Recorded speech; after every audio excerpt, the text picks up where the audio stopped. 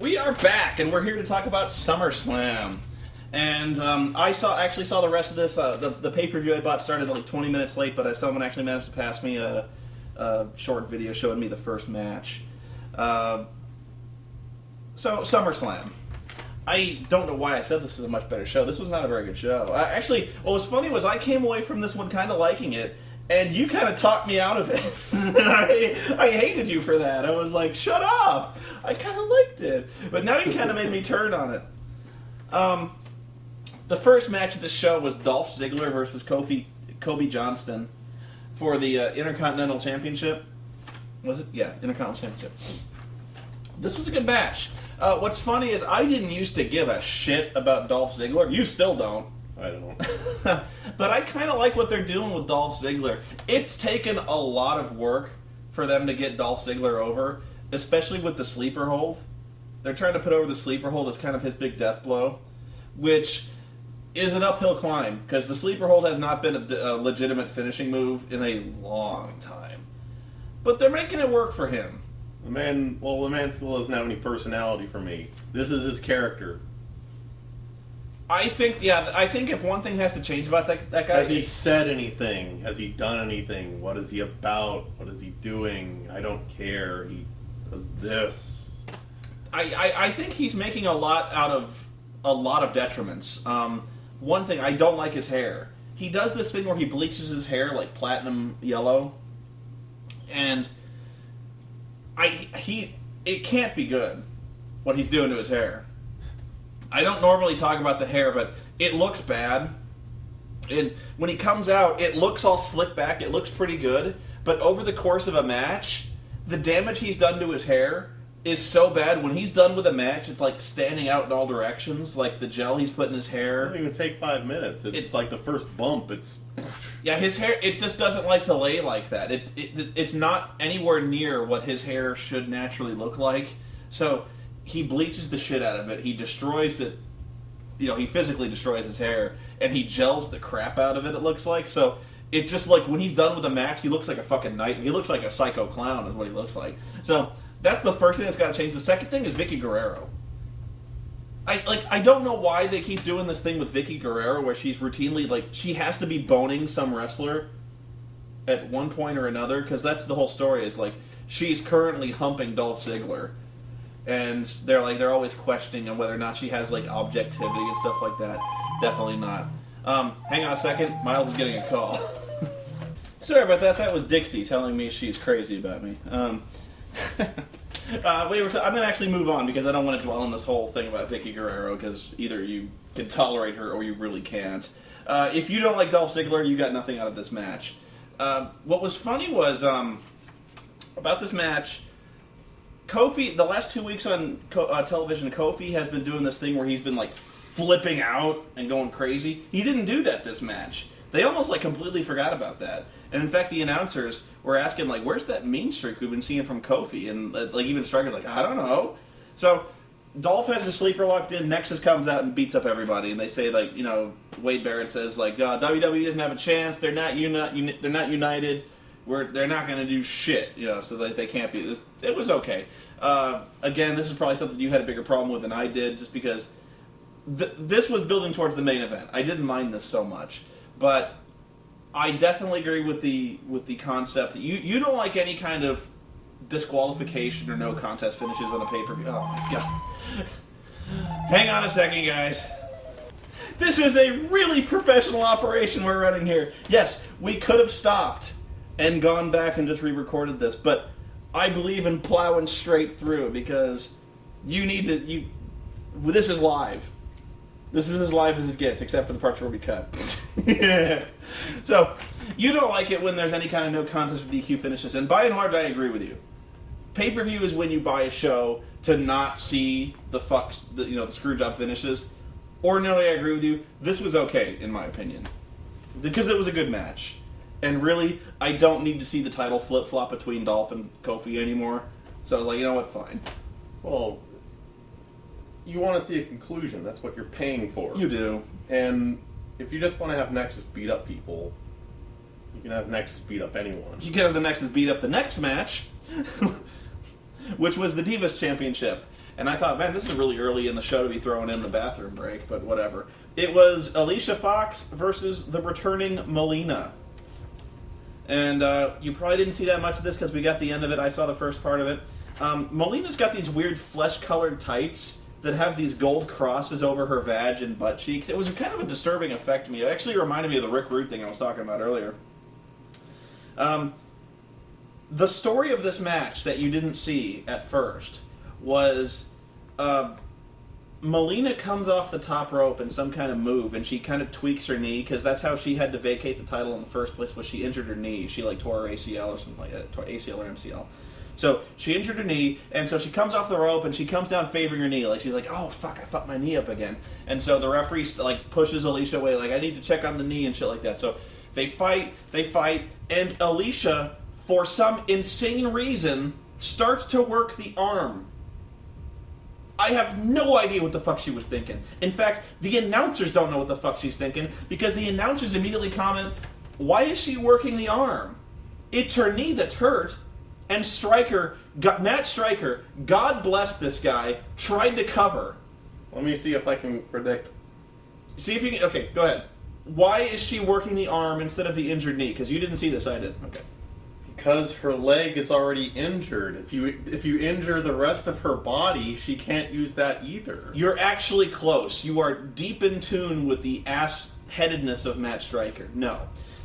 He kind of suggests that at first, like he's like, well, it's a cumulative effect. But, you know what it is? I was talking to Alicia, and she vowed to me that she wanted, after this match, there to be no question who the dominant diva is. So I think Alicia wants there to be no question. She doesn't want it to be said that she took advantage of an injured opponent. She wants to beat Melina fair and square in the middle of this ring. So she's not going to work the injury. She's just going to cause another injury. Yeah. She's like, she doesn't want there to be any excuses. She doesn't want it said that she took advantage of an injured opponent. Why the fuck not? Isn't that what you do? I was like, I had to applaud. I actually sat back and applauded Matt Striker. I was like, you know what? You took this mountain of bullshit. You actually posed, I won't say plausible, but you posed another way to interpret the fact that Alicia is a complete fucking dumbass with horrible ring psychology. So if you were insane, like if you were looking for some reason, any reason why Alicia's being a dumbass, that was it. Striker, on the fly, he came up with this. I couldn't have done that if you paid me. So I was really impressed with Matt Striker in this match. That wouldn't last. LayCool comes out, says Melina's got cellulite. McCool beats her up, and hits the Orton running knee into the table. Whatever. They recap the CM Punk feud. I really don't buy this feud as I think they want me to, because the whole baldness thing, that's not a big deal anymore. Like, if someone was bald, you wouldn't look at them twice. In the 80s, it probably would have been a much bigger deal if somebody got their head shaved. But, like, Matt Striker's trying to spin this, like, CM Punk equates baldness with shame and weakness, and I'm like, whatever. I was mentioning but it seems to have more of an impact in wrestling, because when you shave someone, they lose their hair forever. Yeah. Like, Kurt still hasn't recovered from his, he never got it back. Yeah, and what was funny was, CM Punk got his head shaved, and he gets unmasked by the Big Show, what was it, like 3.5 weeks later? He's still bald. So, like, his hair, in 3 weeks, never grew back. But now it's growing back. He's actually got, like, a 1/4-inch stubble on his head now. But in that meantime, like, little known fact, when you shave your head, there's, like, a 3-week delay period before the hair starts growing again. Not many people know this. The story is that the Straight Edge Society broke Big Show's hand, and so he couldn't use his knockout punch in this handicap match between Big Show and all 3 men of the Straight Edge Society.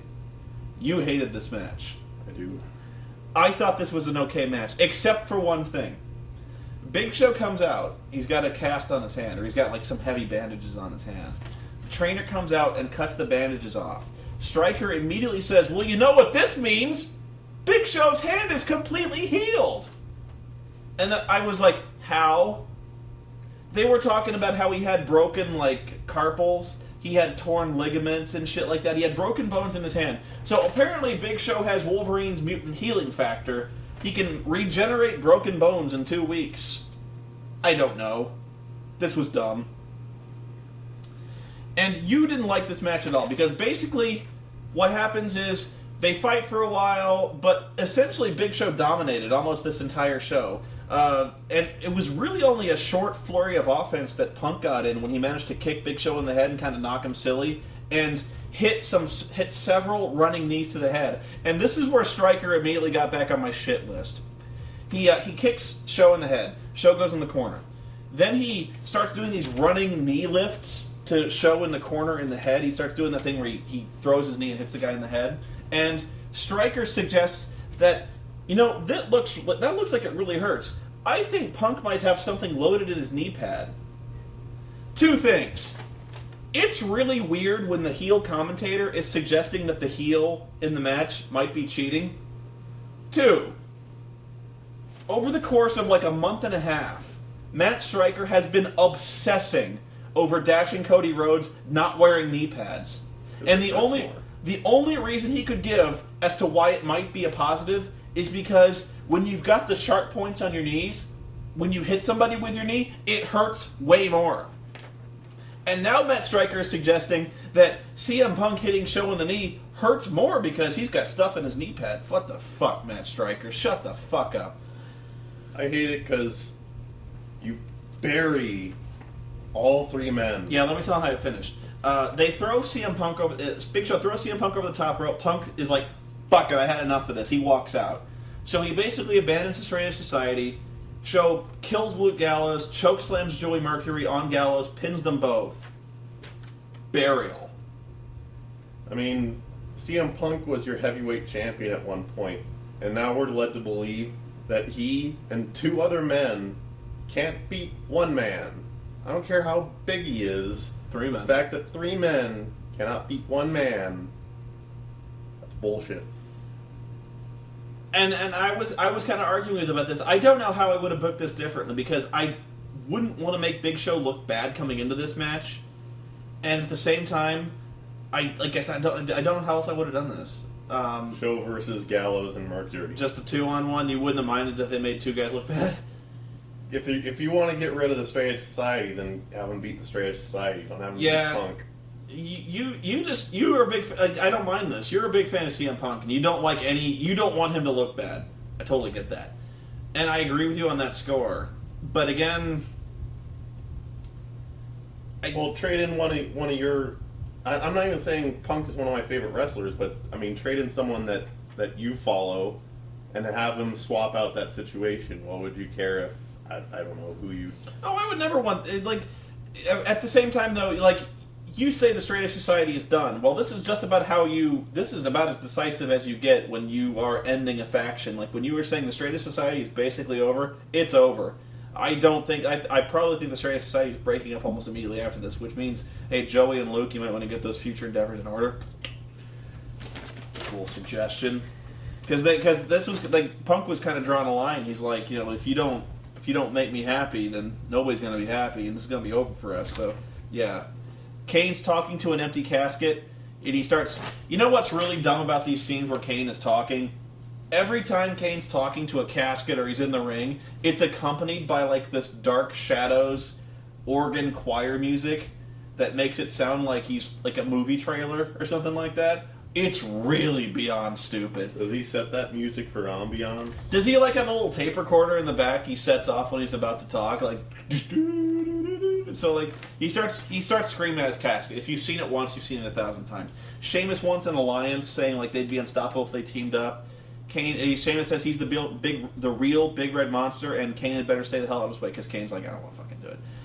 Miz comes out and says he's the 7th man on the team.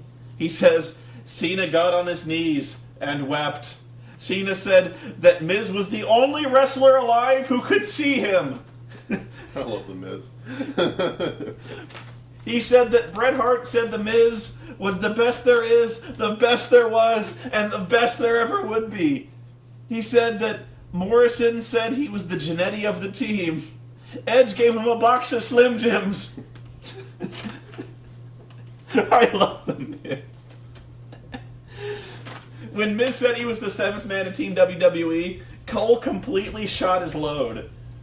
Oh! He was literally, like, they cut to the announce booth, he was literally bouncing up and down. He was like, the Miz is on Team WWE! The Miz is on Team WWE! He's a savior! Yeah, it's like, he's gonna save us! He's gonna save us! And Matt Stryker, very subtly passes him a bottle of water. And Cole's like, yeah. I was like, this is awesome. These guys are actually kind of finding their groove right now, because I love heel Cole. Cole is very slowly and subtly going heel. This is genius. That's why I like this show. It's because Cole was a fucking animal on this show. It was awesome. So, they had Randy Orton versus Sheamus. Again, you hated this. This was a really good match. It was a good match.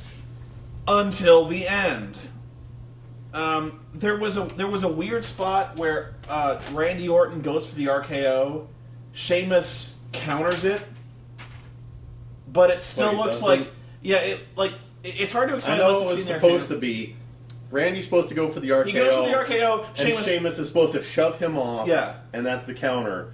But he doesn't do it. He shoves him off, but he takes the RKO anyway. Like, he falls like he's just taking the RKO. And even the announcers, like, what? Two-thirds of them go, oh my god, Randy hit him with the RKO. Yeah, the entire announce team goes like, RKO! And then Sheamus like gets right up and then goes for a pin cover, and they're like, wait, what?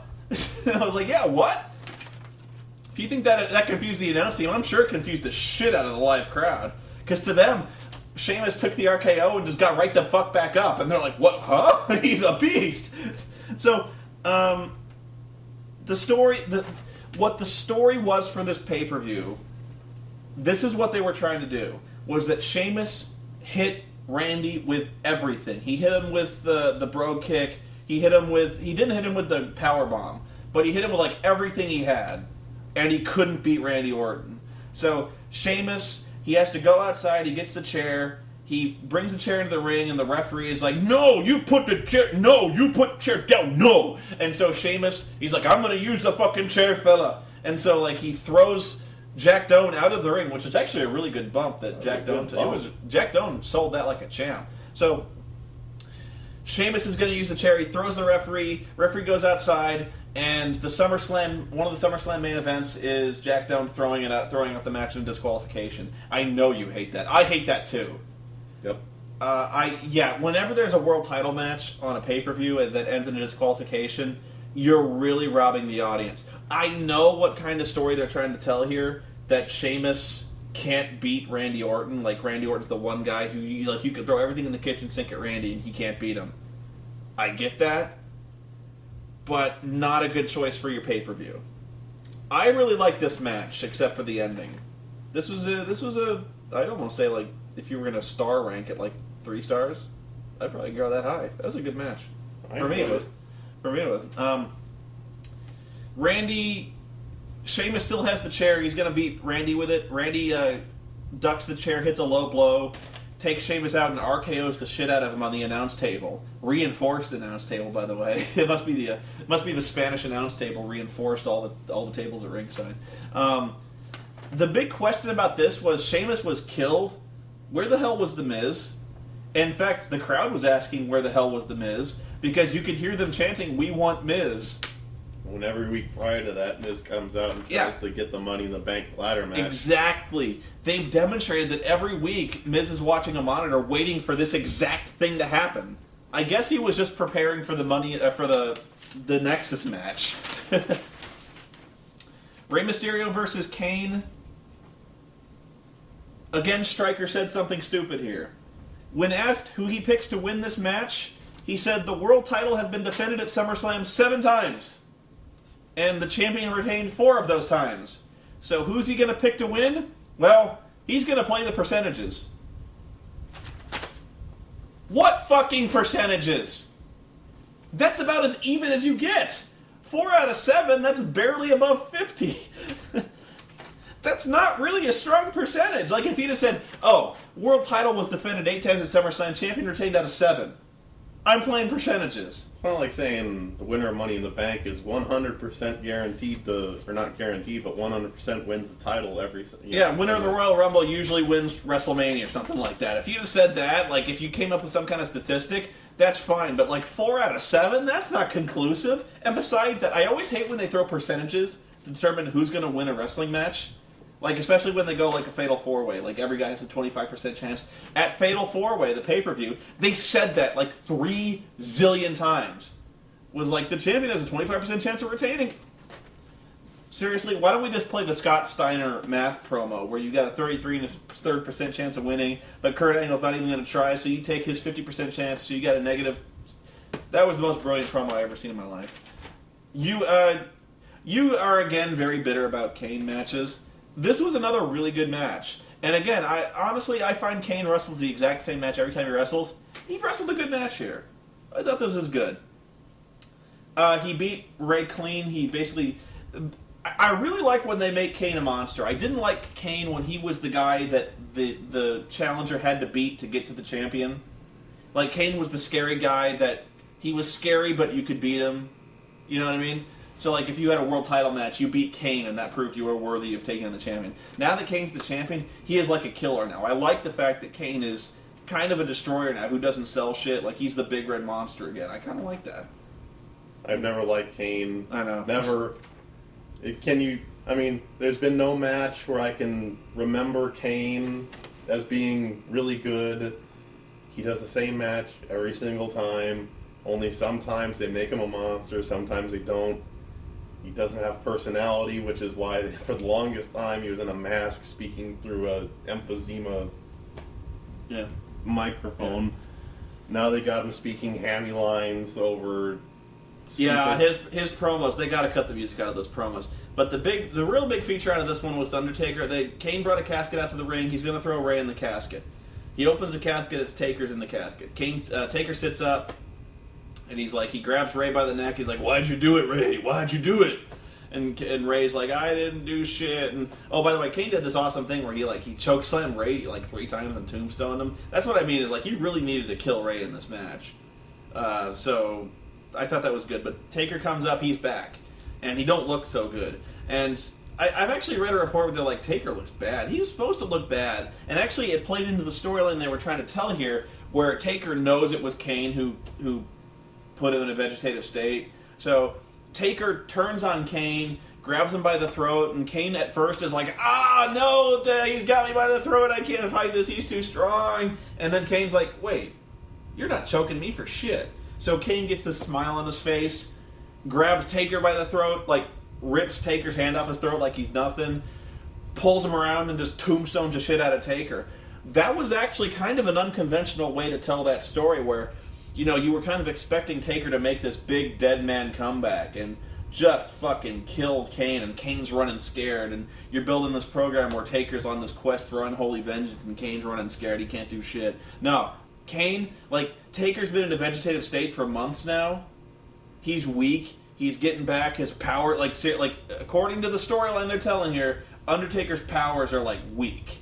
He can't fight. And Kane, all of a sudden, is this dominant dude who's far stronger now than the Undertaker can be. Because, being knocked out and put in a vegetative state has cost Taker a lot. And the question is, will Taker be able to reclaim his power? I actually think we might see the return of the urn. The urn comes back and gives Taker power or something like that. I don't know. But yeah, Taker was supposed to look kind of bad because he was all coughing, he was still sick, and he was all pale. I think a lot of it was makeup. But actually Taker looks to me he's been working out quite a lot. He's big. He's actually gained some weight, and the good kind of weight. Looks to me like he's pretty strong now. Big match. Nexus versus WWE. I'm actually not going to talk about this match that long. Except for Michael Cole. Cena has the entire team come out except for The Miz. Miz comes out and he says, "Wait a minute, Miz. We couldn't wait for a last-minute decision, so I'm sorry, we contacted somebody because we couldn't wait for you." And the 7th guy is Daniel Bryan. First off, called it.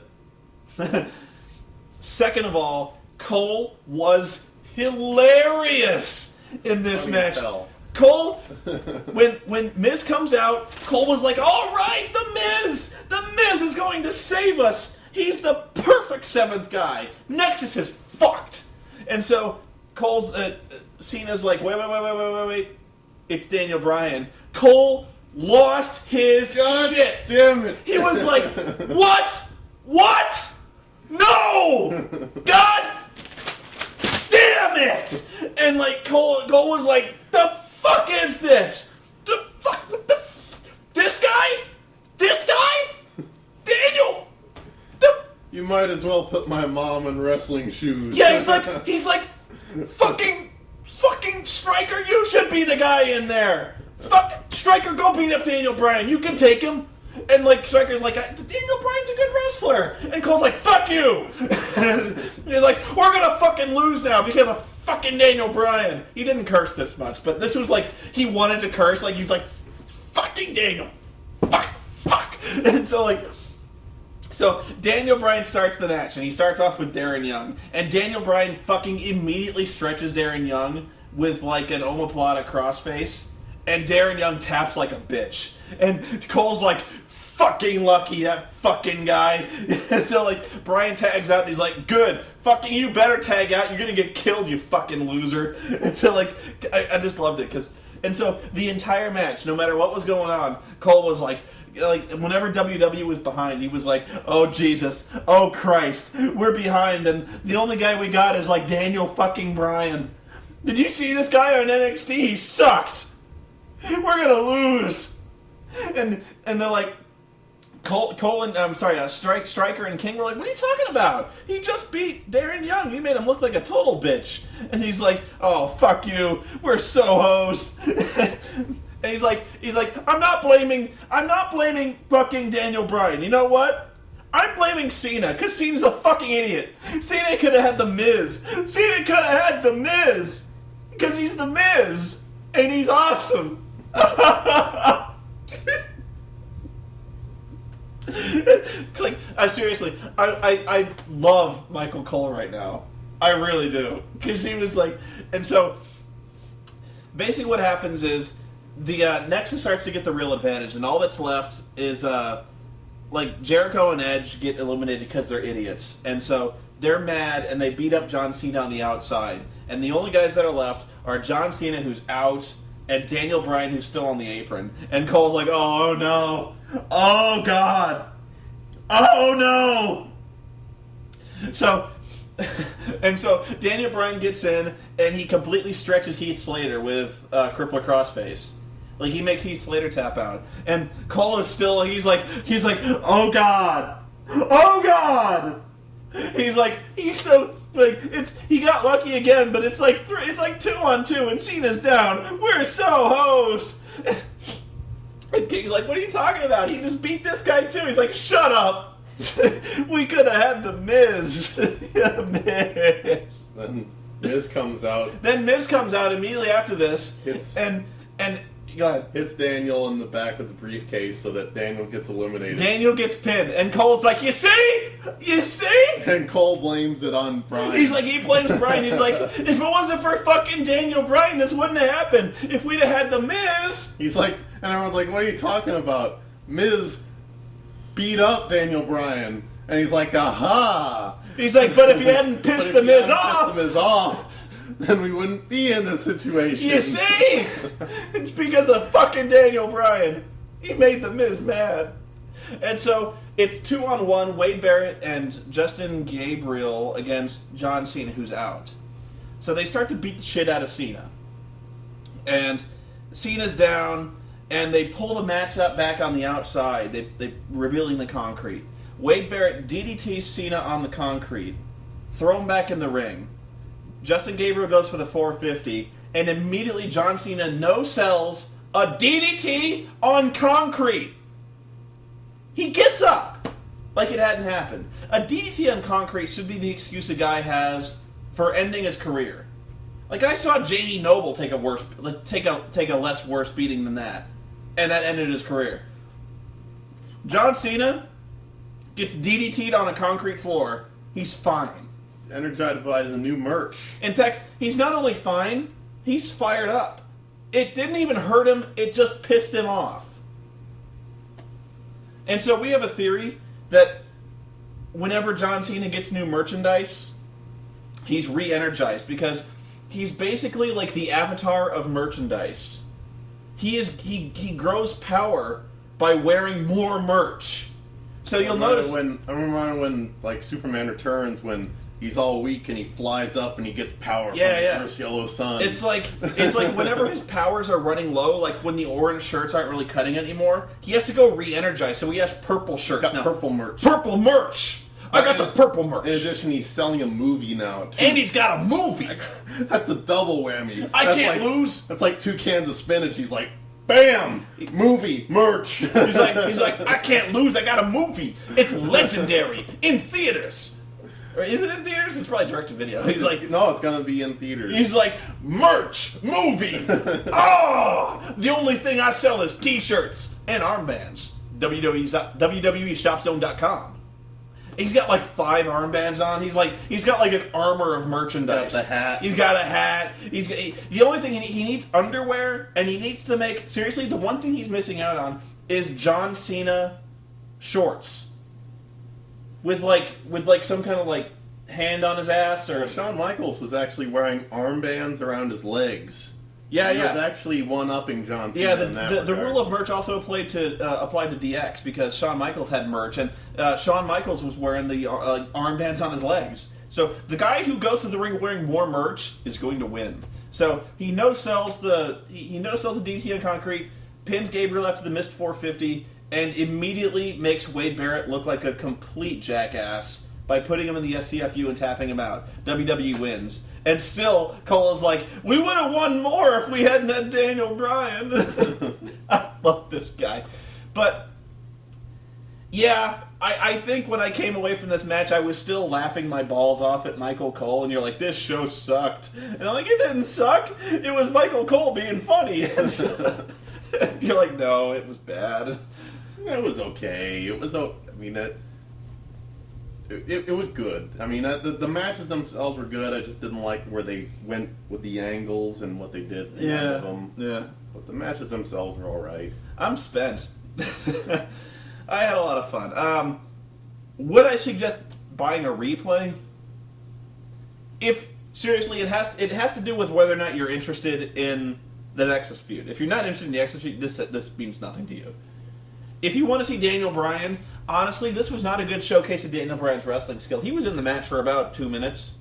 About the same amount of time as Bret Hart. Now, he did fucking kill guys when he was in the ring.